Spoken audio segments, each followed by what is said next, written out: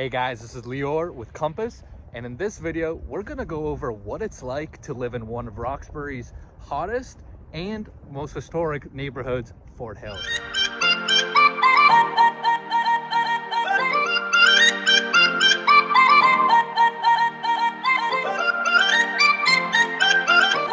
Hey guys, this is Lior. So in this video, we're gonna be going over one of Roxbury's most interesting neighborhoods, Fort Hill. Really well in an awesome location. But before I even get to all of that, as always for my videos, number one, if you are even thinking about buying, selling, leasing, anything to do with real estate around Roxbury or anywhere around the Boston area, give me a call, shoot me an email, whatever eases you. Me and Taylor work 24/7 for our clients. So if you're thinking about buying, selling, investing, leasing, please give us a call or email. And number two, if you're new to my channel and haven't already subscribed, please click the subscribe button below. We do tons of new videos every week, both about different neighborhoods around Boston, investing, lifestyle, restaurants, whatever you want. So give me a subscribe, and that way you'll be notified every time I do a new video. So let's go. I'm standing right in Highland Park in Fort Hill. Again, one of my favorite neighborhoods in Roxbury. It is, a very historic neighborhood. Kind of a very historic neighborhood. It's called Fort Hill, because it was, this was used as a fort in the Revolutionary War. Like everything in Boston, something comes down to the Revolutionary War. But it's an awesome little neighborhood. So it's centered around Highland Park, where I'm at right now, and you can see it's like a nice on a little hilltop. There's the Fort Hill Tower right behind me. Again, historical significance, but you can see this is a beautiful little park with brownstones and other buildings surrounding it. There's plenty of skyline views from here of downtown Boston. But what I love about this neighborhood is, it's super convenient, right? Because you're right next to Lower Roxbury. You're right next to the South End. I mean, from here to the South End is like 10 minutes, right? Or a couple T stops away. But you're only paying like a fraction of the price than you would if you were to live in the South End. So it's a great deal.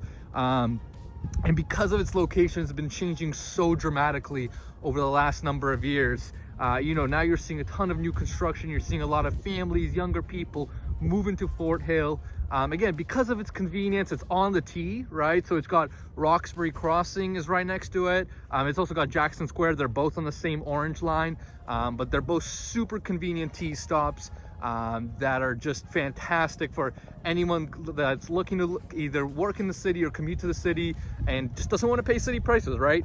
Plus, again, it really is a beautiful neighborhood. So let's go check it out.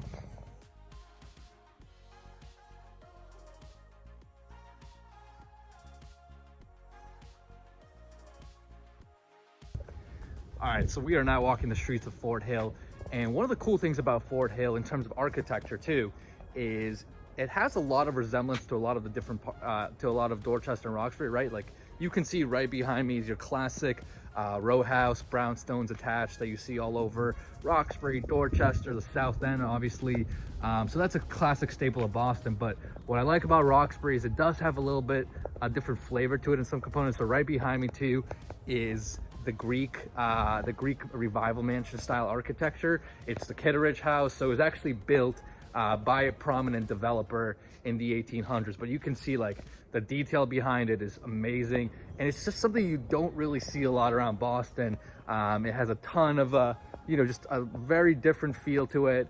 You walk around the streets of Roxbury, Dorchester, even the South End, you really won't see that. So that's one of the different styles around, around this neighborhood in particular that you'll get a little bit of a different flavor for.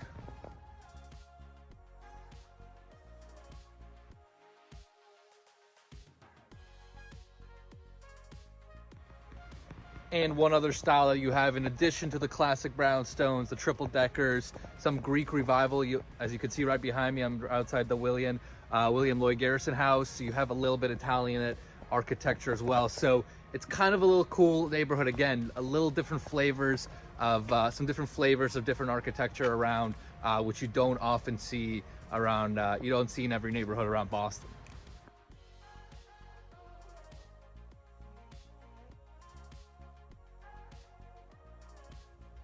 And kind of like I talked about before, again, one of the big draws of the neighborhood is obviously the T. So you just saw the T stop, that's Roxbury Crossing. It is literally one stop over, you're by Northeastern. Second stop over, you're at Mass Ave in the south end, and you can get to the Back Bay from there. So the location's obviously huge. I mean, you can see the city's right behind me. And it's really been one of the main factors of why it's so desirable is it's just so close to the city, but it's still got its own little unique designation. Now, one other thing we'll talk about real quick, I mean, there are still, even though it's a little closer to the city, there are still within the neighborhood some awesome spots you can go to in terms of food, restaurants, all that. You've got Fort Hill Bar and Grill, which is obviously in Fort Hill. In the next neighborhood over, Lower Roxbury, you do have Slade's Bar and Grill, which is kind of like a more of a soul food. It's got like a nice little funky dance floor. So there's kind of different options around here. You can obviously hop to into the south end or downtown very easily to eat, but the neighborhood does offer its own options as well, which is super cool. So that's the Fort Hill neighborhood. If you guys have any questions, any thoughts, any comments, just put them down below, and yeah, hopefully that helps.